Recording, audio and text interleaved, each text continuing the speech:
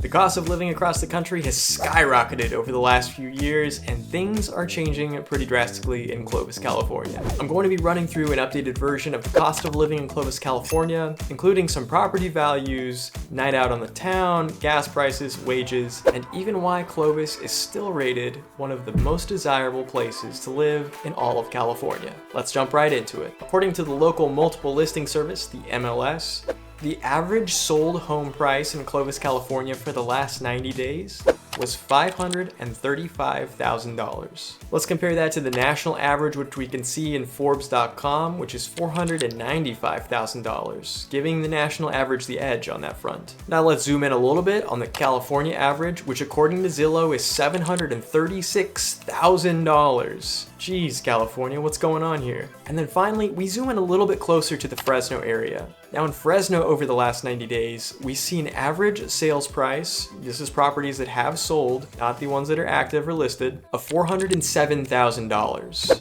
That's a significant difference from the Clovis side. Clovis is a suburb of Fresno, but it expands a little further north and further east. What we have to understand is that Clovis and Fresno are two very different entities. Now let's zoom in even closer down into Clovis. If we break Clovis up into quadrants for no specific reason, we can see that the property values are as follows. Far northwest Clovis is going to be $584,000. For the last 3 months, that northeast Clovis has been $631,000 on average. Southwest is going to be $351,000 on average. And that southeast, which is a lot of newer development, keep in mind, is $545,000 on average. As you can tell, the price within Clovis can vary pretty drastically, which is why it's important to reach out to us early. I love getting those phone calls, text messages, and emails from all of you that are looking to move here to help you plan your move and figure out exactly what area is best for your own needs. Next up, we're going to talk about a night on the town. How much does it cost to go to dinner in Clovis, California? Most of these figures are going to be for two because my wife and I usually go out together, so that's what's on my brain. If you can find a place that has a plate for less than $15, you've struck gold, because most places these days are going to range between $17 to $24 for an entree. You want a burger? It's going to cost you at least 20 bucks. Of course, I'm talking restaurants and not necessarily fast food. Cocktails at restaurants are going to range between $15 and $20. So at the end of a night of going out with your significant other, you could spend between $40 and $60 on food alone. When you start adding on those drinks, you can spend easily 70 bucks plus, just for you and one other person. What about takeout? How much is Chinese food? We had a go-to spot for Chinese food that we really loved. They would ask you how hot you wanted your orange chicken, so it always came out with the perfect level of spice, but that has changed recently, so we've had to explore some other options. Some of the other options in town, you can get a dish for probably between $10 and $15, so you're usually looking to spend probably $15 to $20 per person on Chinese food.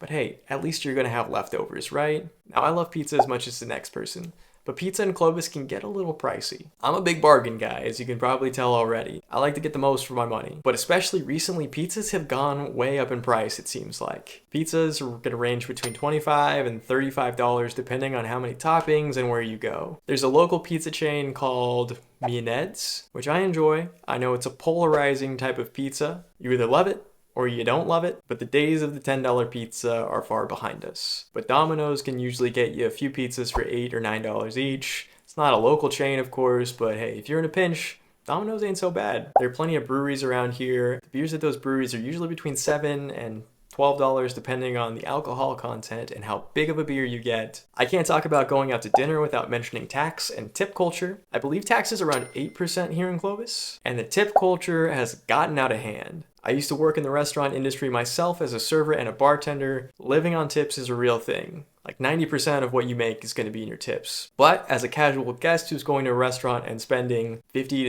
$60 and the price of food just keeps going up, and then being expected to tip 15 to 20%, sometimes 23 or 25 is on the bill, that's, come on. Really? Now, even making good money at the restaurant that I worked at, still couldn't put money away to afford much because of the cost of living of all these other things. But the point is, expect to pay 8% tax and then probably 20% more than your bill in the first place. How much does it cost for groceries in Clovis? Again, I'm going to use 2 people as the benchmark because my wife and I shop for each other. Our usual haul for the week, depending on how conservative or strategic we're being, is between $80 and $120 for the week. Multiply that by 4 for the month, and that gives you probably between $400 and $500 on groceries for the week. Eggs, there was a shortage of. It was either a supply chain issue or they changed how the chickens were being raised in California, and so those shot way up for a while a few years ago. Thankfully, they've normalized a bit. They're back down to probably $3 to $4 for a carton of eggs. Again, depends on where you go. We love Trader Joe's because you can get smaller portion sizes and we don't throw much away. But a lot of people love going to Costco, which if you're not familiar with Costco, where have you been? Buy a subscription to this warehouse where you can get a bunch of bulk stuff, which is great if you're shopping for a family, but for us, we end up wasting a lot of the food that we get. How much does it cost to barbecue here? Tri-tip is huge in California, and Clovis especially. Meat is usually by the pound, so you're looking between $20 and $40, depending on how many people you're trying to feed. Much like the eggs, chicken has kind of normalized again. You can probably get 4 pounds of chicken for under $17, depending on where you go and the quality of the chicken too, so buyer beware. What about gas prices? One thing that sets California apart from the rest of the country is gas prices, and not in a good way. Gas in California can be outrageous. Clovis is no different. According to Gas Buddy, Costco is a little bit of an outlier. They have $4.57 currently, but most of the other places in town are about $4.75 to $4.89. Again, this can range pretty drastically between the time of the year and how much traveling is going on, and of course world events, but I'd say we're usually in the $4. I've seen it touch 5 a few times, I've seen it go below 3, or into the 3s rather, but most of the time we're going to be ranging in those 4s. Now because of this, you're going to see a whole lot of hybrid and electric vehicles in California. It seems like everyone has a Tesla these days. It's an exaggeration, but you're going to see a lot of them on the streets. I drive a hybrid out of convenience and not style. When it comes to those high gas prices, you gotta find a way to beat them a little bit, right? You don't see too many Hummers driving around Clovis anymore. But you do see quite a few big trucks, especially with all the agriculture and farmland here. A lot of people might need to haul horse trailers, and I feel for their wallets when it comes to gas. What about date night? How much does it cost to go out and enjoy some activities on a date? Going to a movie is going to cost you between $12 and $20 per person, depending on the quality of ticket. Sierra Vista Cinema, which is in Clovis, offers a $5 Tuesday. I think it's $5. They may have raised the price after the pandemic, but don't quote me on that. But it's a discounted rate on Tuesdays where you can go in. It's like matinee price all day. But then once you get inside, if you want popcorn, it's an extra $7 to $8. You want a drink, it's probably another $6 or $7. Candy, don't even get me started. So by the time you start adding all this up, a movie for 2 can cost you probably between $40 and $50. The Fresno Chaffee Zoo, which is an outstanding date spot, not technically in Clovis, but you have easy access to it on Highway 168, which connects to the 180, which connects to the 99, still within a 15 to 20 minute drive anywhere in Clovis. General admission for adults is $20, general admission for kids is $14, but they do offer a discount for Fresno County residents, which includes Clovis. They also sell season passes that will get you in year round, so there are some ways to cut the costs a little bit on that front. But with the major amenities that Clovis has, things like parks, walking trails, hikes up in the foothills, Millerton Lake, Shaver Lake, Huntington Lake, those places are free, aside from the cost of gas, of course. But taking advantage of all the things that Clovis has to offer can really cut your costs in terms of doing things on a date night. Now let's talk about wages in Clovis. California wages in general are criminally low. If you're someone who had property in Clovis before and you're looking to move away, much easier to move away. If you're someone who's younger and living here and doesn't necessarily have that capital, you're not going to be able to move anywhere in Clovis, and you're probably not going to be able to move anywhere in another state. So the people that we see relocating to here are usually coming from other states or from within California outside of the Fresno area. Fast food wages just went up to $20 per hour. The big problem in California is that the wages haven't quite caught up to the cost of living. The same can be said for a lot of the places around Fresno and Clovis. Unless you're on dual income or making a significant amount yourself, the affordability of Clovis can feel pretty out of reach. In my tenure as a bartender and living off of tips, I was pretty money conscious and was able to put some money away into savings. I have a degree in math and science, a degree in social and behavioral science, and a degree in communication.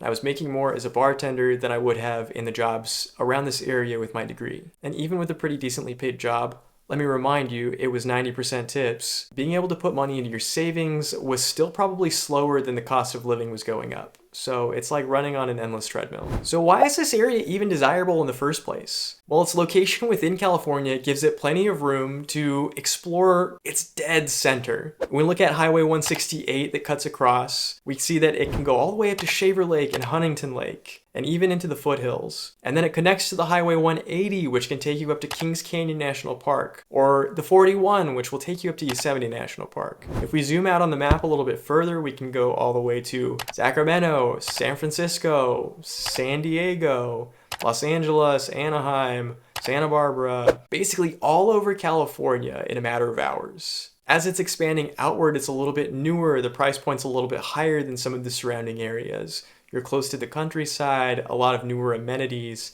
and that access to the freeway gives you pretty much free reign of Fresno and all of California as a whole. Talking to some friends that live in the Bay Area, you can buy a property for over $1 million, be in a not so great neighborhood. Your schools, if you have kids, are part of a lottery system where you might not even get the school that you live near. You might have to drive 30 to 45 minutes just to drop your kids off of school. And you're still paying over $1 million?